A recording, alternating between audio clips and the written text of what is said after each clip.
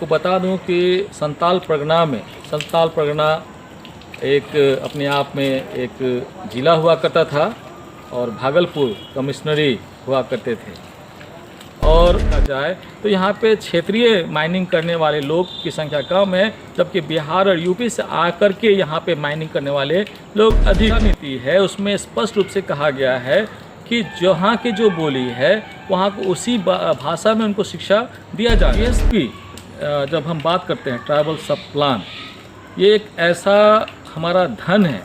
हम जितने भी भारत के आदिवासी हैं उनका अपना निजी पैसा है, अपना माने व्यक्तिगत पैसा कह सकते हैं, जो रिजर्व बैंक में जमा है। नमस्कार, जोहार आदाब, मैं हूं आपका आज़ाद और आप देख रहे हैं जोहार न्यूज़। इस समय हम हैं ट्राइबल एक्टिविस्ट और जय आदिवासी युवा शक्ति के राष्ट्रीय प्रचारक में से एक डैनियल मुर्मू के साथ। अब उनसे पूछते हैं कि जो सामाजिक रूप से जो काम कर रहे हैं तो कब जुड़े आप? ये एक ऐसी स्थिति थी जब आदिवासी समाज पीड़ित हो रहे थे और 2014 में धार जिले में इस संगठन का उदय हुआ। 4 आदिवासी जन इकट्ठे हुए और इस तरह से वहाँ से निकल के गांव से प्रखंड, प्रखंड से प्रदेश और फिर इस तरह से राष्ट्रीय स्तर पे ये जो है स्थापित हुआ। और मैं 2016 से इस संगठन के साथ जुड़ा हूँ और ये जो संगठन है ये 5वें अनुसूचित क्षेत्र में अधिकतर एक्टिव है, काम कर रहे हैं। और आज के समय में, आज के दिन में अगर कहा जाए तो लाखों युवाओं को एज लीडर तैयार किया है और बहुतों को ट्रेन किया है संविधान के 5वें अनुसूची को समझने के लिए। और चूँकि मैं राष्ट्रीय प्रचारक हूँ, मैं पूरे भारत में भ्रमण करता हूँ आदिवासी क्षेत्रों में और उनको संविधान से संबंधित आदिवासी अधिकार को मैं बताता हूँ। तो ये अभी आप लोग का जो संगठन है कितने राज्यों में अभी चल रहा है? ये लगभग 11 राज्यों में, जो कि 5वें अनुसूचित क्षेत्र जिन राज्यों में है वहाँ पे ये एक्टिव है। तो डैनियल से ये पूछना था कि अब तो राष्ट्रीय प्रचारक भी हैं, लेकिन अब वो दूर के नहीं, अब नज़दीक की हम बात करेंगे, झारखंड की बात करेंगे और झारखंड के जो संथाल परगना उसकी बात करेंगे। तो सर, ये संथाल परगना का जो इतिहास रहा उसके बारे में आपसे जानना है कि संथाल परगना का इतिहास क्या रहा।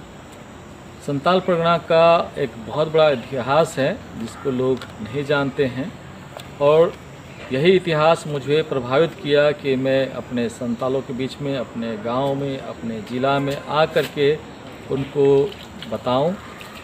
और आपको बता दूं कि संताल परगना एक अपने आप में एक ज़िला हुआ करता था और भागलपुर कमिश्नरी हुआ करते थे। और ब्रिटिश काल में 1850 में संताल परगना स्वतंत्र हुआ एक कमिश्नरी के रूप में और वहाँ से एक नया पहचान जो है संताल परगना को मिला। तो जो संथाल परगना है पहले जो संथाल परगना था और आपका जो संथाल परगना है कितना बदला? पहले के संताल परगना और आज के संताल परगना में बहुत बदलाव है, क्योंकि संताल परगना 5वीं अनुसूचित क्षेत्र अपने आप में है, पर यहाँ पे अगर देखा जाए तो 5वें अनुसूचित क्षेत्र की जो गरिमा है या उसका मापदंड है उसको पूर्ण तरह से तोड़ा गया है।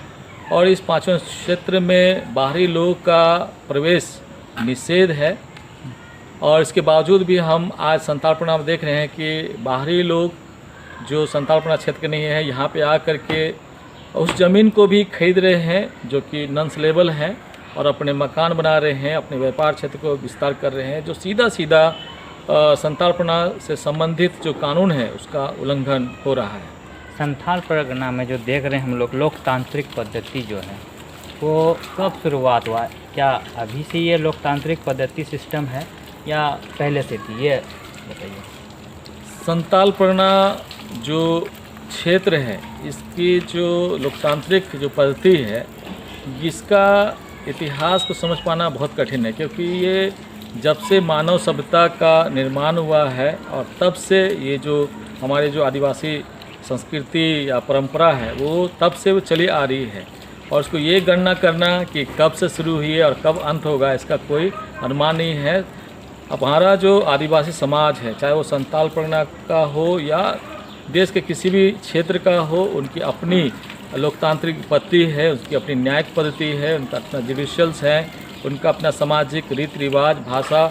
बहुत सारे लोग सोचते हैं कि ये जो आदिवासी है ये जंगली है, अनपढ़ है, जाहिल है, पर जो लोकतंत्र को सिखाने वाला अगर कोई समाज है तो वो है आदिवासी समाज। यानी लोकतंत्र की जो पद्धति है आदिवासियों में जब से बना है ये तब से है। बिल्कुल बिल्कुल, ये इनसे हम सभी लोगों को सीखने की भी ज़रूरत है। बिल्कुल। दादा एक बात पूछना था, ये सब तो बात हो गया, लेकिन जो पलायन का जो मेन मुद्दा है, आज भी पलायन का मुद्दा संथाल परगना में जस का तस बना है। ये जो पलायन का जो मुद्दा है ये बिल्कुल आर्टिफिशियल मुद्दा मैं कहूँगा, क्योंकि इन पलायन से आदिवासियों का कभी भी कोई भला नहीं हुआ है। चाहे आप दामोदर वैली की आप बात कर लीजिए, वहाँ के विस्थापितों की बात कर लीजिए, चाहे आप जो मसानजोर डैम में लगभग 500 गांव जो जल समाधि ले लिया गया, वहाँ के लोग का जो स्थिति बाद में वो भीख मांगते नज़र आए, कहीं से भी उनको कोई लाभ नहीं मिला। और यहाँ तक अभी भी पलायन के लिए परियोजना बन रही है और शिकारीपड़ा क्षेत्र में लगभग 82 गांव ऐसे हैं जिनको सरकार कोल माइनिंग के लिए नोटिस दिया हुआ है और उनका पलायन करने की योजना बनाई जा रही है। तो उनका भविष्य क्या होगा? यहाँ तक टोटल जो संथाल परगना जो क्षेत्र है माइनिंग क्षेत्र में है, भूमि के नीचे बहुत सारे तरह तरह के खनिज है, और ऐसा अगर इस तरह की योजनाएं सरकार लेके आती है तो एक दिन संथाल परगना का जो अस्तित्व ही खत्म हो जाएगा। यानी पलायन और जो शोषण का जो सिस्टम है वो अभी तक बना हुआ ही। मतलब एक चीज़ है, शोषण जो है अभी भी हो रहा है, और हमारा जो संथाल परगना है इसका शोषण और कितने दिनों तक होता है? शोषण अगर हम देखें, जब आज़ाद नहीं हुआ था तो हमारा समाज आज़ाद था, उनका विकास बड़े अच्छे तरीके से हो रही थी। पर जैसे देश आज़ाद होता है तो हम यहाँ पे और भी तेज़ी से शोषण होते हुए देखते हैं। उदाहरण के तौर पे मैं बात करूँगा शिक्षा के क्षेत्र में। आज जो शिक्षा का जो अवस्था है अगर देखा जाए, क्योंकि जो शिक्षा नीति है उसमें स्पष्ट रूप से कहा गया है कि जहाँ की जो बोली है वहाँ को उसी भाषा में उनको शिक्षा दिया जाना है। और सौभाग्य की बात यह है कि संथाल परगना के पास में अपनी भाषा है और साथ ही विकसित लिपि है। और मैं आपको बताना चाहूँगा कि 1821 में वो शिक्षा का काम आरंभ हुआ, जो कि रोमन लिपि में संथाली लिखा जाता था, और 1842 आते आते लगभग 500 से कहीं अधिक संथाल मीडियम स्कूल थे। और मैं कल्पना से नहीं बोल रहा हूँ, और इसको प्रूफ के तौर पे आप देख सकते हैं संथाल परगना गैजेटेट्स को, जहाँ पे ये ऑन रिकॉर्ड है, सरकारी जो गैजेटेट्स है वहाँ पे ऑन रिकॉर्ड है। तो उस ज़माने में जो शिक्षा थी बहुत तेज़ी से लोग बढ़ रहे थे, बहुत अच्छा उनका प्रोग्रेस था। और आप देखेंगे उस ज़माने में लोग विदेश तक डॉक्टर बन करके गए। डॉक्टर धोनी सोरेन के नाम जो है बड़े गर्व से यहाँ पे लिया जाता है, जो लंदन में जा कर के डॉक्टरी कर रहे थे, जो संथाल परगना का ही प्रोडक्ट था और संथाल परगना के क्षेत्र में ही पढ़ करके वो डॉक्टर बने थे। पर यहाँ पे आज के टाइम में देखा जाए तो वो जो बच्चे हैं उनके लिए संथाली मीडियम टोटल देश आज़ाद होने के बाद जो है पूरा का पूरा जो है नष्ट होता चला गया है। और शिक्षा का स्तर आज के टाइम में बहुत ही डैमेज है। जहाँ तक काम काज की बात किया जाए तो यहाँ पे अगर माइनिंग को काम के तौर पे देखा जाए तो यहाँ पे क्षेत्रीय माइनिंग करने वाले लोग की संख्या कम है, जबकि बिहार और यूपी से आकर के यहाँ पे माइनिंग करने वाले लोग अधिक हैं। और तीसरा नंबर में बोलना चाहूँगा कि हमारे पास में जो नदी की जो रेत है वो भी एक धरोहर के तौर पे है, बहुत बड़ा इनकम रिसोर्सेज है। पर ये सब जो है दलाल टाइप के लोग या माफिया टाइप के लोग पूरा गांव में के किनारे जो बसे हुए नदी है, जो नदी जो बह रही है उसको खरोच के जेसीबी लगा करके खरोच करके जो है वो सारा रेत जो है यूपी और बिहार भेजा जा रहा है। नहीं, राजस्व की लूट बहुत चरम पर है ना। लेकिन दादा एक चीज़ बताएं, महाजनी प्रथा के लिए तो हमारे जो योद्धा रहे, वीर योद्धा, वो लड़ाई लड़ते रहे, लड़ाई लड़े भी और जीत भी हासिल हुई। लेकिन क्या महाजनी प्रथा सच में ख़त्म हुई? क्या उसका रूप बदला है? इनका रूप बदला है, इनका रूप बदला है। वो डायरेक्ट तरीके से नहीं हो रहे हैं, क्योंकि वो जो समय था वो बिल्कुल अलग तरह का समय था। और आंदोलन हुई 1855 में जो संताल हुल हुआ, उसके हुल के बाद लगभग 57-58 में एक नया कानून आया, संताल परगना टेनेंसी एक्ट, जो कि संताल परगना का एक नया पहचान देता है। पर यह है कि जो एक्ट है, आज भी वो एक्ट यहाँ पे प्रॉपर तरह से काम नहीं करता है।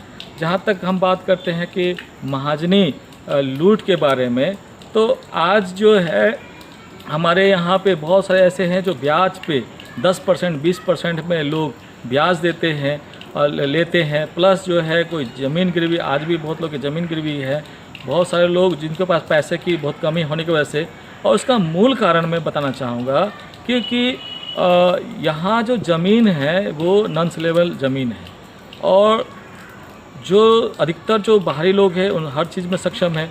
पर यहाँ पर उस जो लोन जो दिया जाना चाहिए ज़मीन को लेकर के, ज़मीन के बदले में या उसके इंडस्ट्रीज़ को डेवलप करने के लिए, वो प्रॉपर तरीके से सरकार के ओर से जो अनुदान या लोन मिलना चाहिए वो प्रॉपर नहीं मिलता है। उसके लिए इतने सारे क्राइटेरिया बना के रखा है कि उस कोरम को एक सामान्य आदिवासी समाज के लोग पूरा करने में सक्षम नहीं है, और जिस कारण से ये भी एक संताल परगना का पिछड़ापन का बहुत बड़ा कारण है। 2014 के बाद टीएसपी की जो स्थिति क्या रही, और शेड्यूल ट्राइब कंपोनेंट बनाने की मोदी सरकार को क्या ज़रूरत पड़ गई? टीएसपी जब हम बात करते हैं ट्राइबल सब प्लान, ये एक ऐसा हमारा धन है। हम जितने भी भारत के आदिवासी हैं उनका अपना निजी पैसा है, अपना माने व्यक्तिगत पैसा कह सकते हैं, जो रिजर्व बैंक में जमा है।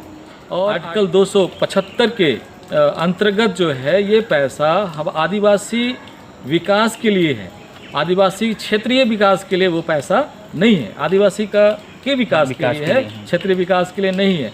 परंतु जो नया जो कानून जो मोदी सरकार ने बनाया है वो एक तरह से सीधे सीधे लूट है, क्योंकि उन्होंने आदिवासी विकास को छोड़ करके आदिवासी क्षेत्रीय विकास पर जोर दिया है, और उस प्रोजेक्ट का यही मूल चीज़ है।